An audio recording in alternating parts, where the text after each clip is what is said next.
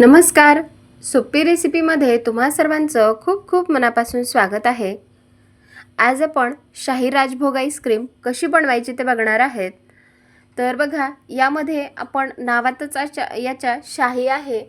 तर यासाठी आपण कोणतंही बाहेरून असं सामान आणलेलं नाही, कोणत्याही प्रकारचं व्हिप क्रीम वापरलेलं नाही किंवा कंडेन्स मिल्क नाही. अगदी जे घरामध्ये साहित्य उपलब्ध होतं ना, त्यामध्येच ही आईस्क्रीम आपण बनवून तयार केलेली आहे. तर बघा, आईस्क्रीम बघूनच तुम्हाला दिसत असेल याला किती मस्त असं टेक्स्चर आलेलं आहे. एकदम क्रीमी असं ही आईस्क्रीम एकदम मस्त दिसत आहे. तर तुम्ही सुद्धा ना एक वेळेस असं हे शाही राजभोग आईस्क्रीम नक्की करून पहा आणि माझी रेसिपी तुम्हाला कशी वाटली मला नक्की कमेंट करून सांगा. व्हिडिओ जर आवडला असेल तर प्लीज माझ्या चॅनलला सबस्क्राईब करा, लाईक करा आणि वाटलंच तर तुम्ही मला कमेंट करून सुद्धा सांगू शकता. चला तर मग रेसिपीला सुरुवात करूया. आता शाही राजभोग आईस्क्रीम बनवण्यासाठी काय साहित्य लागते ते पाहूयात. तर इथे आपण अर्धा लिटर फुल फॅट असलेलं म्हशीचं दूध वापरणार आहोत, कारण आपल्याला फुल फॅटच असलेलं दूध वापरायचं आहे. हे पटकन आटलं जातं आणि छान प्रकारे शिजतंसुद्धा.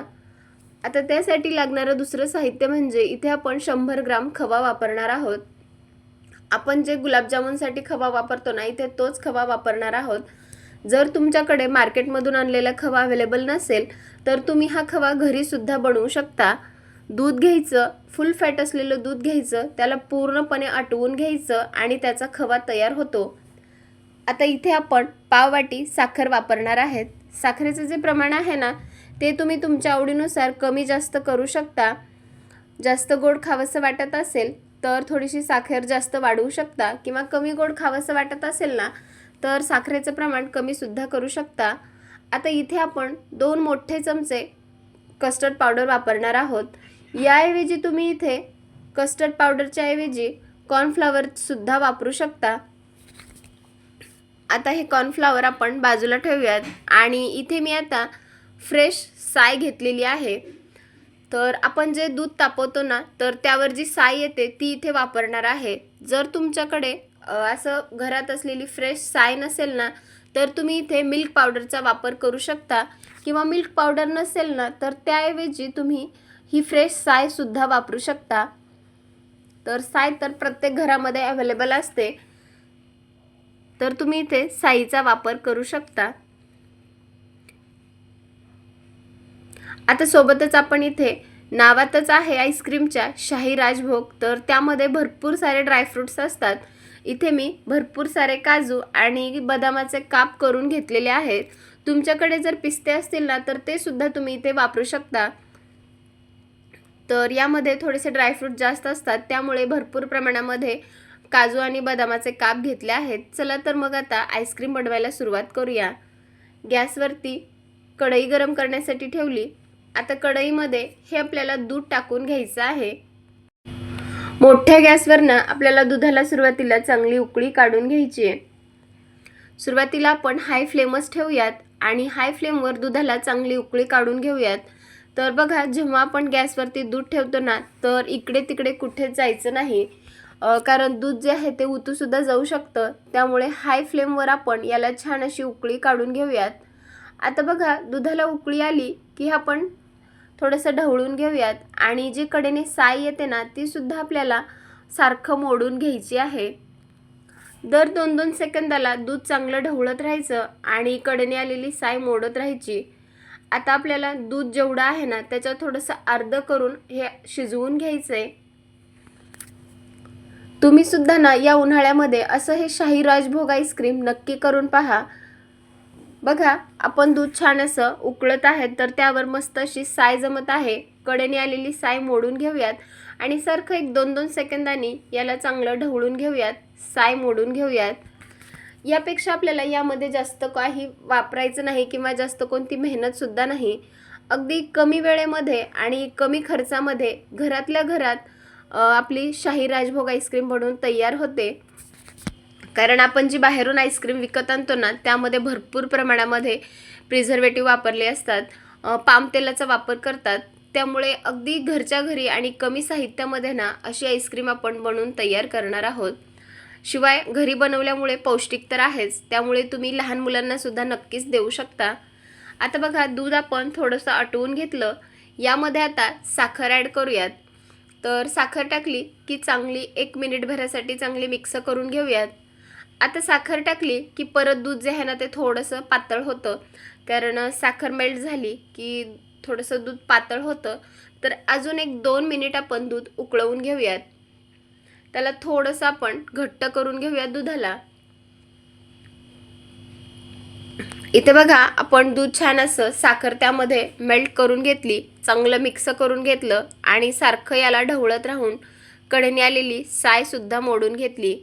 आता परत उकळी आली की परत हे चमच्याने चांगलं मिक्स करून घ्यायचं आणि कडेने आलेली साय आपण मोडत राहूयात। दुधाला छान अशी उकळी येत आहे आणि दूध सुद्धा आपलं छान असं आता आटत आलेलं आहे।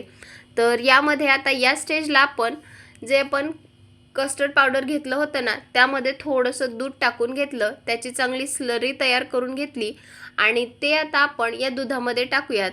तर सगळ्यात महत्त्वाचं म्हणजे जेव्हा पण तुम्ही जे कस्टर्ड पावडर आहे ना दुधामध्ये टाकत असाल, तर सुरुवातीला ते चांगलं तळापासून आपल्याला मिक्स करून घ्यायचं आहे, कारण त्याची जी पावडर आहे ना ती वाटीच्या तळाला सुद्धा बसते।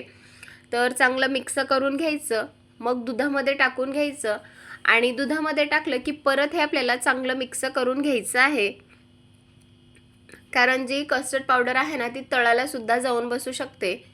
तर सारखं याला आपण चमच्याने ढवळत राहू आणि अजून 3 ते 4 मिनिट आपण हे दूध शिजवून घेऊयात, कारण जो कस्टर्ड पावडरचा कच्चेपणा असतो ना तो आपल्याला घालवायचा आहे। आता तुमच्याकडे जर कस्टर्ड पावडर नसेल तर तुम्ही त्याला ऑप्शन म्हणून कॉर्नफ्लॉवर सुद्धा वापरू शकता। ज्या प्रकारे आपण यामध्ये कस्टर्ड पावडर टाकलं ना त्याच प्रकारे आपल्याला कॉर्नफ्लॉवर सुद्धा टाकायचं आहे। कॉर्नफ्लॉवरची स्लरी तयार करायची आणि या दुधामध्ये टाकायची, चांगल्या प्रकारे मिक्स करून घ्यायचं। आता बघा, कस्टर्ड पावडर सुद्धा आपण दुधामध्ये टाकून घेतलं आणि एकदम मस्त असं हे शिजवून घेतलं। आता हे व्यवस्थित शिजले की नाही ते चेक कसं करायचं, तर चमच्यावरती असं आपण पळीवरती हे जे दूध घेतलं तर ते पळीवर तसंच थांबलं आहे, बोटाने अशी सरळ रेष ओढली तर आपलं दूध जे आहे ना ते इकडे तिकडे कुठंच पसरत नाही। आणि आता बघा, आपलं दूध जे आहे ना ते छान असं मस्त शिजलेलं आहे। आता गॅस मी बंद करून घेतला आणि हे जे दूध आहे ना ते आपल्याला पूर्णपणे थंडगार करून घ्यायचं आहे। सारखं आपण याला चमच्याने थोडंसं असं ढवळत राहूयात, त्यामुळे पटकन थंड होईल। किंवा तुम्ही हवं तर फॅनच्या हवेखाली ठेवू शकता किंवा फ्रीजमध्ये सुद्धा हे दूध अगदी थंडगार करून घ्यायचं। तर बघा, फ्रीजमध्ये ठेवलं होतं, अगदी थंडगार झालेलं आहे आणि पूर्वीपेक्षा सुद्धा याला छान असा मस्त थिकनेसपणा आलेला आहे। तर बघू शकता तुम्ही, एकदम असा मस्त याला रंगसुद्धा आलेला आहे, तुम्ही बघू शकता। आता याला आपण थोडंसं चर्न करून घेऊयात। तर इथे मी जे आपण ज्युसरचं भांडं वापरतो ना ते घेतलं, त्यामध्ये पूर्ण हे दूध टाकून घेतलं। आता जो आपण 100 ग्रॅम खवा घेतला होता तो यामध्ये टाकून घेऊयात। जर तुमच्याकडे बीट करणे जे आपण केक बनवतो ना ती मशीन जर असेल ना, तर सुरुवातीला दूध थोडंसं मिक्स करून घ्यायचं, 1 मिनिटभर दूध मिक्स करायचं, नंतर त्यामध्ये खवा आणि जी साय वापरणार आहोत ती बीट करून घ्यायची। इथे मी ज्युसरचा वापर करणार आहे, कारण जे मिक्सरचं जे भांडं असतं ना ते प्रत्येक घरामध्ये अवेलेबल आहे। आता बघा, दुधामध्ये आपण 100 ग्रॅम खवा टाकून घेतला, सोबतच आपण जी साय वापरणार आहोत ना ती सुद्धा यामध्येच टाकून घेतली। साय नसेल तर त्याला ऑप्शन म्हणून तुम्ही मिल्क पावडर वापरू शकता। परत हे एकदा चांगलं मिक्स करून घेतलं आणि याला 1 मिनिटभर आपण चर्न करून घेऊयात, कारण हे पूर्णपणे एकजीव होईल। आता बघा, 1 मिनिटभर आपण हे छान असं चर्न करून घेतलं। आता यामध्ये आपण भरपूर सारे ड्रायफ्रूट्स टाकूयात, कारण नावातच आहे शाही राजभोग आईस्क्रीम, तर यामध्ये भरपूर प्रमाणामध्ये थोडेसे ड्रायफ्रूट्स असतात, तर ते आपण यामध्ये टाकून घेतले। काजू आणि बदामाचे काप टाकून घ्यायचे, पिस्ते असतील तर ते सुद्धा तुम्ही इथे टाकू शकता। आता थोडंसं याला मिक्स करून घेऊयात आणि आता हे आईस्क्रीम आपल्याला सेट करायचे। तर इथे मी एक प्लास्टिकचा डब्बा घेतला, त्यामध्ये हे चर्न केलेलं आपण जे मिश्रण आहे ते डब्यामध्ये टाकून घेऊयात आणि आता आपल्याला याला ओव्हरनाईट किंवा 8 ते 9 तासासाठी सेट करून घ्यायचं आहे. आता बघा, वरून थोडेसे आपण गार्निशिंगसाठी काजू बदामाचे काप टाकून घेऊयात. हे टाकणं पूर्णपणे ऑप्शनल आहे, पण जर एक दिसावं, मस्त असं दिसावं यासाठी मी वरून अजून थोडेसे काजू बदामाचे काप टाकणार आहे. तर यावरती काजू बदामाचे काप टाकून घेतले. आता यावरती आपल्याला झाकण लावायचं आहे आणि कमीत कमी एक 8 ते 9 तास किंवा रात्रभरासाठी हा डब्बा आपल्याला डीप फ्रीझरमध्ये ठेवायचा आहे. म्हणजे ज्या ठिकाणी आपला बर्फ जमतो ना त्या ठिकाणी ठेवायचा आहे. आता बघा, एक रात्रभराच्या नंतर सकाळी हा डब्बा मी फ्रीजमधून बाहेर काढला. तर तुम्ही बघू शकता, इथे आपली एकदम मस्त अशी आईस्क्रीम बनवून तयार झालेली आहे. याचा रंग तर किती मस्त आला आहे ना, आणि दिसायला तर खूपच छान दिसत आहेत.